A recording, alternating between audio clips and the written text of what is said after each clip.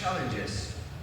As we celebrate victory, our victories today, and joy on this blessed morning of Eid al-Fitr, we must remain steadfast in seeking Allah's pleasure and mercy. Our devotion does not end with the passing of month of Ramadan.